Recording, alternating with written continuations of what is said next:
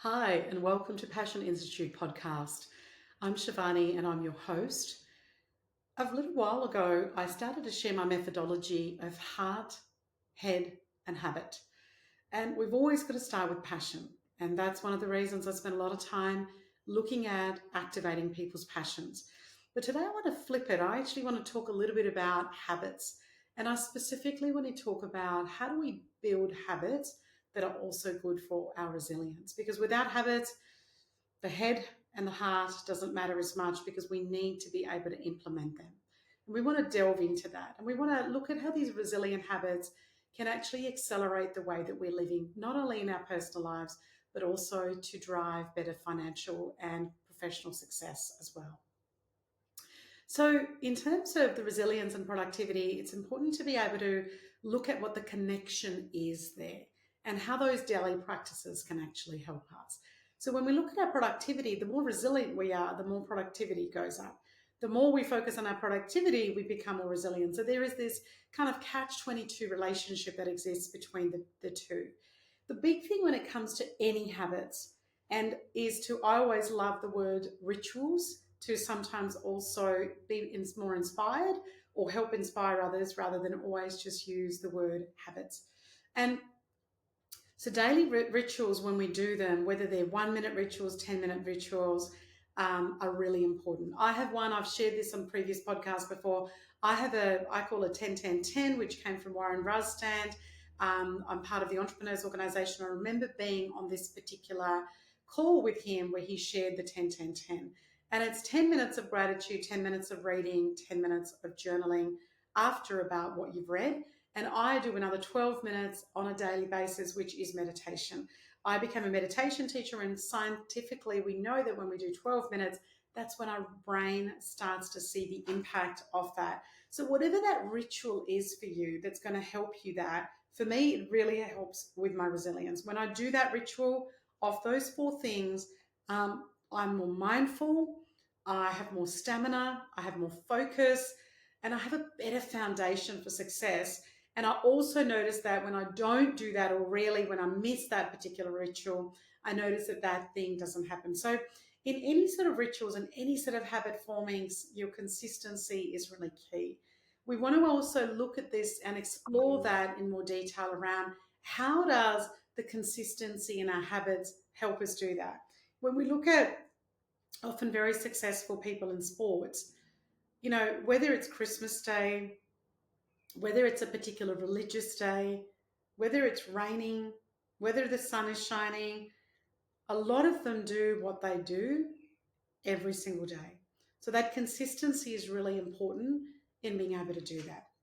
The second part I want to also explore is the fact that the psychology always says that when we do a little bit, it gives us the motivation to do a little bit more. So when you set really big, lofty goals, let's say, your business is making X and you want to make 10X in your business. When we set these goals to build resilience, to build those habits, one of the things might be, rather than set the goal for, 10X, which absolutely is there, you might also want to consider, let's 1.5X at first. Let's 2X at first. Now, once you've got to 2, it's a little bit easier to get to 4 or maybe even 3X it. So you're constantly doing that a little bit at a time. I know one of my goals in the last 12 months has been to start doing some weights. When I first started that almost 12 months ago, I was doing really light weights and my body was really sore. So I'm not going to go and injure myself. I don't want to go and do weights that my body's not capable of doing. And so the idea is that each month I add a little bit more. After every 4 weeks or so, I add a little bit more. I either do more weights, the amount that I'm doing the weight, or I do a little bit more reps. And at the moment, I've increased my reps again in the last 3 weeks. And I can tell you, I am super sore in terms of what I'm doing. So how do we actually break that down? And sometimes by us wanting to build those resilience habits, sometimes it's better to be able to break that down and then start to add to it because they become a lot more realistic. I know people have talked about SMART goals for a long time, and if for those of you that are listening or watching, you're not aware of that, the SMART is just an acronym that stands for specific, measurable, achievable, realistic, and a particular time frame. So one of the things that when we do that, we become more realistic, the R in the SMART, by setting some smaller goals that we can do that. And the psychology says that, let's say when your business does X and you want to do 1.5X, well, it gives you more motivation at 1.5 to get to 2 or 2.5 or 3 and slowly build that resilience. Whereas sometimes you just don't have the resilience to be able to get from X to 10X.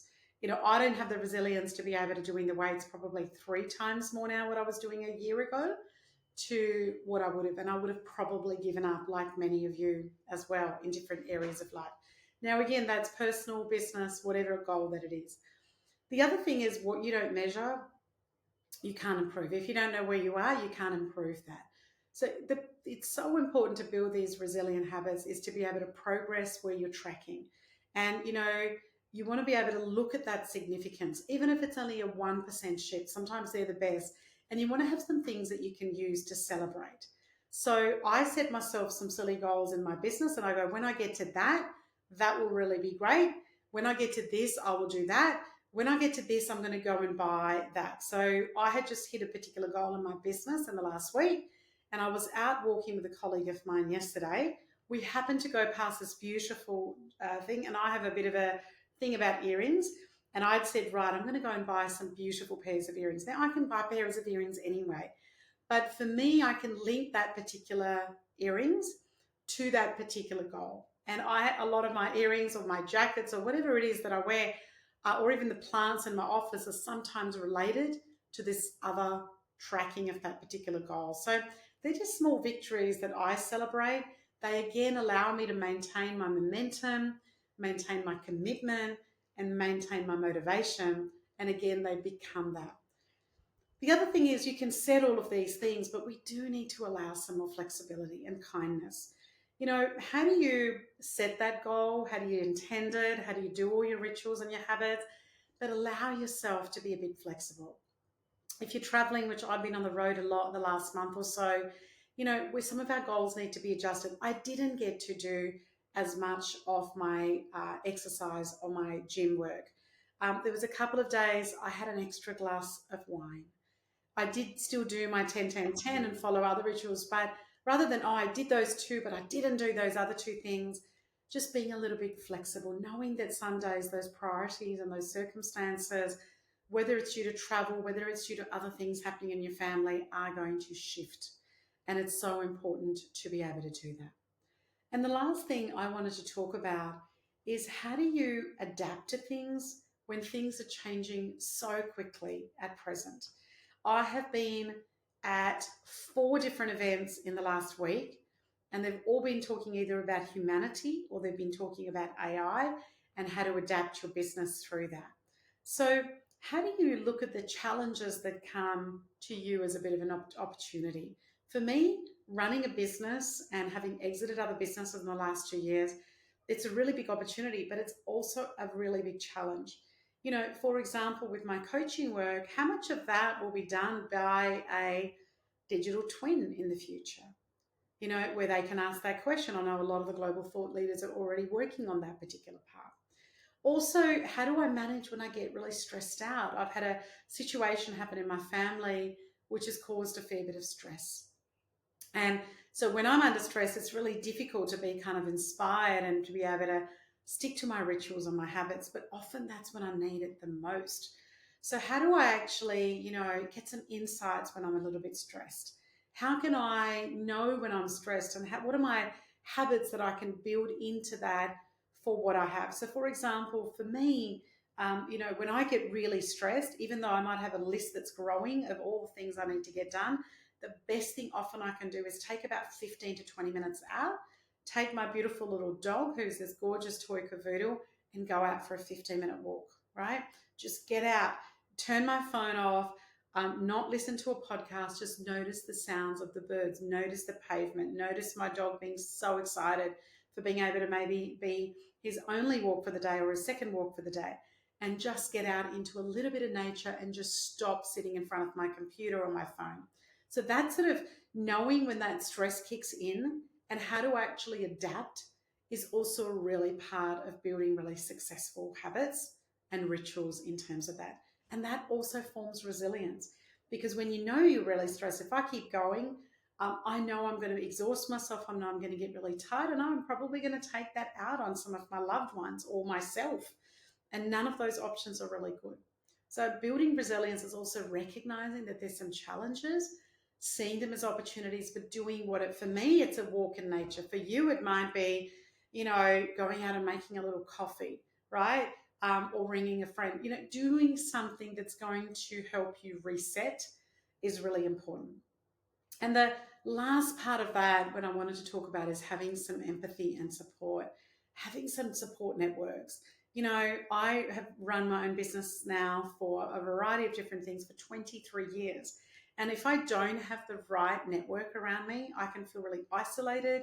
I can feel really lonely. I can feel like none of my strategies are working. I start to question why I'm in this in the first place.